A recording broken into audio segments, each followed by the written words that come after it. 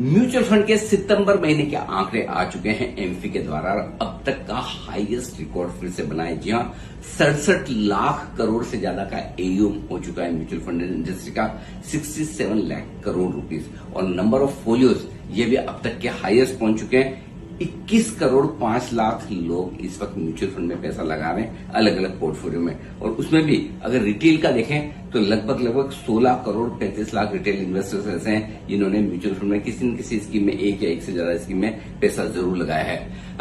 पैसा काफी कुछ एसआईपी के जरिए आ रहा है। जो नई एसआईपी इस महीने खुली है आप दंग रह जाएंगे, 66 लाख 38 हजार। जी हाँ, 66 लाख नई एसआईपी आती हुई दिखी है। और एसआईपी में अब तक जो अमाउंट टोटल इकट्ठा हो चुका है एयूएम सिर्फ एसआईपी का 13,81,000 करोड़ का, ये भी अब तक का हाईएस्ट है। और अब तक का हाईएस्ट एक और आंकड़ा है, इस महीने जो पैसे एसआईपी में आए हैं वो 24,500 करोड़ के हैं, जो पिछले महीने के मुकाबले में अब तक के सबसे हाईएस्ट है। टोटल अमाउंट एसआईपी के जरिए जो म्यूचुअल फंड में लगा है वो अब 10 लाख करोड़ के बेहद करीब पहुंच रहा है, 9,87,000 करोड़ का।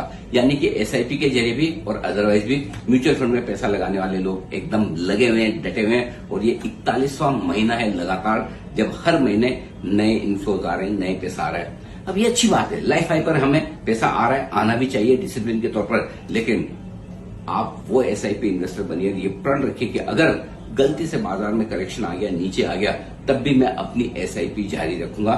वही एसआईपी के सच्चे मायने हैं। तो तेजी में डटे रहें और मंदी में घबराए नहीं। बताइए, क्या आप तैयार हैं अगर बाजार में करेक्शन आ जाए तो भी अपनी एसआईपी चालू रखने के लिए? और क्या कमजोर बाजार में आप अपने एसआईपी का अमाउंट थोड़ा और बढ़ाने की सोचेंगे?